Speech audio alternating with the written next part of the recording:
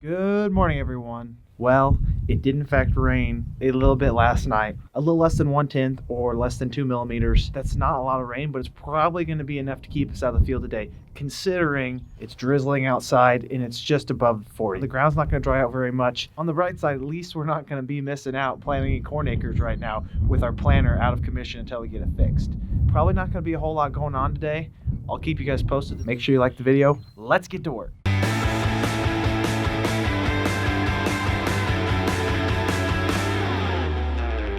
A bit of good news to add to this dreary day is that our planter generator is already fixed. Although it was a major breakdown, the part to fix it ended up being relatively easy to install. The only catch was that they did not have this part at any of our local Deere dealerships, so Dad made a 2-hour round-trip trek up to Monticello to pick up this spline for our planter generator. That way we could hit the ground running. Obviously, we're not going to get to use it today. However, if it had not rained, both of these planters would be out in the field right now. Tomorrow is going to be almost 70 and sunny. We'll be planting again. For now, we're installing this back.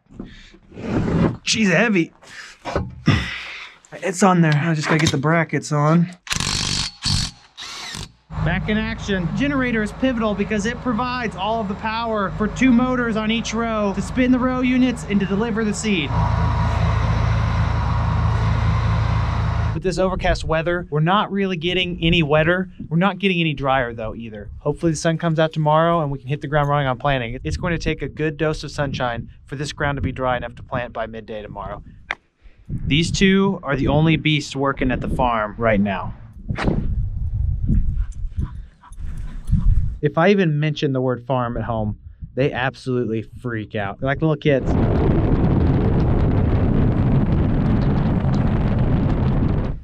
That is what I like to see. We're back out in the corn stalks to see how long it's going to be before they'll be able to plant. The field cultivating definitely helped them dry out a little bit. Oh man, that's what you love to see. Look at that. You know what that means. I've got a date with the bean planter out in this field today. Hopefully other fields. Because we've already cultivated, it actually handles the moisture a lot better. It's Sunday, by the way. We had to wait for it to dry a little bit. Another great question in the comments yesterday that followed up on what I talked about in the previous video is how do we determine when we're going to use the ripper or when we're going to use the vertical till for fall tillage? So let's go out to the fields and I'll explain a little bit better. The rippers are earth movers. They absolutely demolish the corn stalks and lift and stir a lot of soil in the process. We rip our low-lying, highly productive soils, such as this field right here. The greatest advantage that we see in terms of the ripper versus the vertical till on our soils is that the ripper both improves water infiltration and also completely devastates the stalks it goes across. On high yielding black farms such as this one, we need to really turn the soil to loosen it up and help it drain out in the spring. Is the ripper better than the vertical till? I don't know. That's a good question. I don't have any statistically relevant or replicated data to tell you that the ripper is better than the vertical till. And to be honest, we've grown good beans on both. I have seen a trend of many people in the Midwest backing off of a deep fall tillage and starting to run high-speed disc and vertical tills. That way they can come in the spring and just no-till. A ripper is so invasive in the soil and causes so much loose dirt that it would create massive erosion issues on a farm like this. After this year, when there's corn stalks out here, we do want to cut up the trash and start that decomposition process. That's why we bring the vertical till out, and it'll only disturb the top 1 to 2 inches of soil at best. Pop quiz, are we gonna rip this or vertical till it? Ripper or vertical till? Ripper or vertical till? That's a trick question. Shout out to Paul McCollum for the great question. Don't forget to put your questions down below and your answers to the pop quiz. I doubt I even need to check your answers. You guys are probably quick learners. Whoa, look at those rear ends. Check the blood of the 310R. Good to go. Wow. You think he did that on purpose? There's no way. She's a little snug. That's about 1 strong wind away from being a mishap. As you can see, my appetite for risk is a little bit different than Marty's. He was probably a little bit agitated about his generator being out when he pulled this in, and he was a little heavy on the throttle. Check the blood of the 8285R. That oil's clean. Yes, we check our oil every morning. When you're operating tractors with engines that cost 30, 40, 50 grand to replace, you bet that we're not gonna skip out one morning on oil checks. We would always rather be safe than sorry. This is Sammy. He's in charge of security at the farm. Any suspicious activities we should know about? It's against the rules to not pet Sammy. Chris was running this tractor on Friday, called me towards the end of the day and said, will you come look at my green start screen? I'm not sure what's wrong with it. I was sorting through the monitor. I could not figure out what was wrong with it. The auto steer resume button is stuck down. Look at this. Huh. Look at that. Just a click. Just clicks on. That's it stuck. Chris needs to stop mashing that. Look, it shouldn't stick like that though, so we're probably gonna have to replace that at some point. As long as it'll steer for now, we'll be alright. The quest for dry dirt.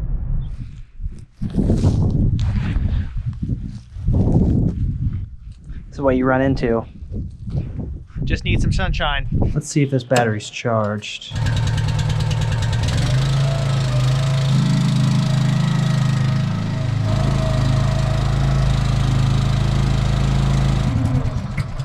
Ready to go. This is how we wait for it to dry. Hi. Hello, this is Good Morning. This is Daphne Duck. I'm not Daphne Duck. Are we gonna plant today's?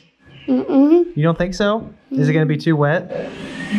Planter's back in action right now. Dad's heading back over to that farm to the west where he had to leave because of the generator breaking. So we're gonna start covering some more corn acres today. I'm backing the bean planter out, getting it lined up. We're gonna put some seed in it here in a little bit. We're gonna go get the seed tender and then get some seed beans to load our planter, and we're gonna go plant those corn stalks.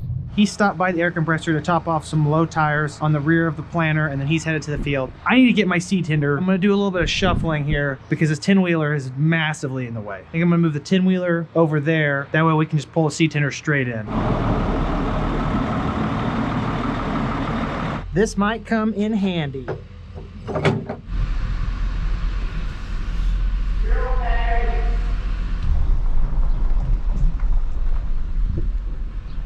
Everything's been shuffled around now. We're just gonna pull the loader tractor right in there. I'll be able to pull both seed tenders straight in. We have plenty of room to work with. The 10-wheeler was just in a bad spot. Chris is leaving right now with the other field cultivators to join the second one that's already working some bean stubble over west. We're trying to get some stuff aired out, that way we can plant tomorrow. I'm in the process of getting this planter calibrated, put together, squared away. Headed up to Bruce's right now with my favorite seed tender to pick up some seed beans. We're gonna load the planter and start planting beans. Pulling up to Bruce's right now.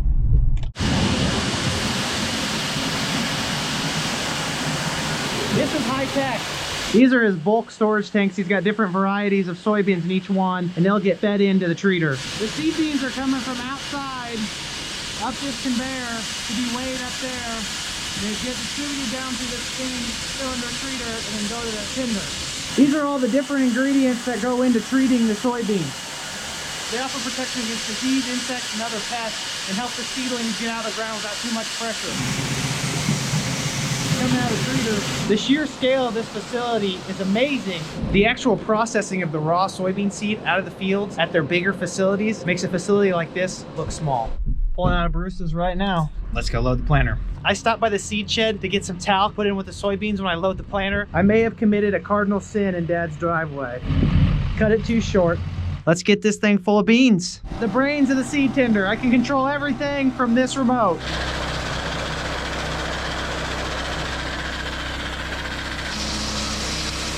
How convenient is that? We're loading up a Pioneer 40A47. It's a Group 40 soybean, the seed bean variety number. The first two numbers are usually the maturity of the soybean. A Group 4 soybean, which is one of the longer season or photo periods of soybeans we grow, will mature a lot later in the year than a shorter season. We grow anything from a late 2, like a 2.9, to a 4.0. As I said yesterday, soybeans mature based on the length of day. Once they hit a certain day length, they will start to finish their reproductive growth process. Which one of these seeds does not belong? Take a good guess. I couldn't fit more soybeans in there if I tried. We are headed to the field with the bean planter right now to get the rust off of it and plant our first bean field. Dad is over there with the corn planter. He is absolutely flying across that field. All right, let's see if I remember how to do this. The number one most important rule of running the planter is to never, ever, ever back up with the planter in the ground. You're gonna plug every single unit and you have to get out there with a screwdriver and clean them all out. I personally have not done that. Dad has done it a numerous amount of times. Got out to make sure we're putting the seed in at the right depth because we may have to adjust the meters. They're about 1.5 inches deep. They're in the moisture though, and that's where you want soybeans to be at. So I think I'm gonna leave them there. I'm gonna check and make sure every unit on the planter is set the same, and then we're gonna crack into this field. Our target population is 165,000 seeds per acre. We're getting on 160,000. These are individual units. They're all trending a little bit low on seed applied. That's just because we're going a little fast. 160 is something we're okay with. Soybeans are basically a controlled spill anyways. They're not as picky as corn. Why do we plant our beans so heavy when you can get away with backing them all the way down to near 100,000? For us, it's about weed control and emergence. It's good to have a lot of soldiers out there fighting, and it's good to have a quick canopy so this water hemp we deal with in the summer does not overtake our fields. Check out this little party trick. Found our first passenger of the year. Got battle scars. I'm planting a point row that overlaps with the outside in row. As the planter is overlapping, you can see my swath control turning on, and these 4 units on the right side are off because they're too far into the boundary of the other rows and they don't want to waste seed. The fact that that flasher is not straight out is really bugging me. It should look like that. It's amazing how fast we go from it's not going to be dry enough today to I'm taking the planter to the field right now. What's the best part about farming? Being able to take a leak anywhere you want.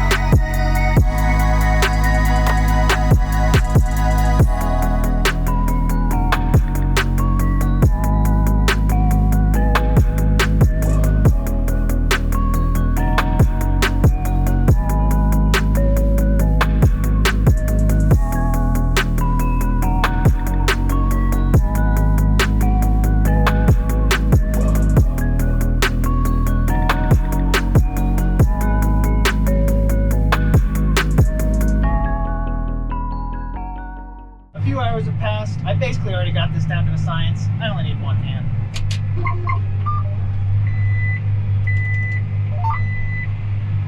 Put it back in the ground. Wait for the units to turn on. Magic. If there was an all-star team for farming, I'd probably be on it. I may not be in the starting lineup, but I'm happy to sit the bench on that team.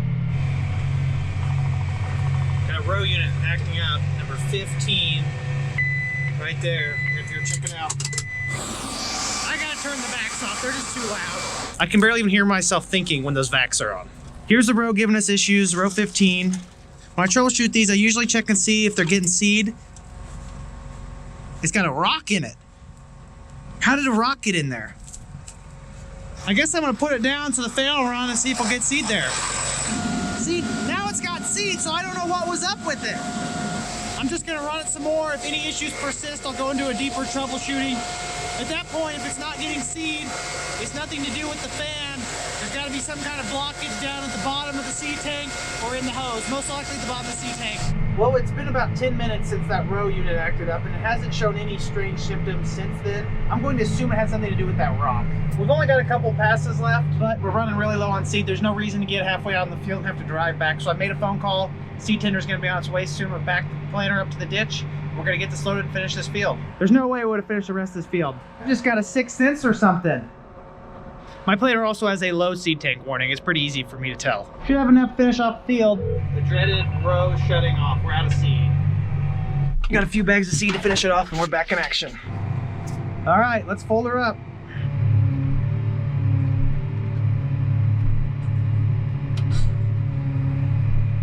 Well, everyone, I'm taking this tractor in and I'm calling it a night.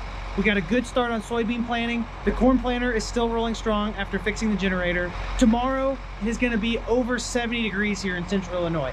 You're not gonna see the jacket.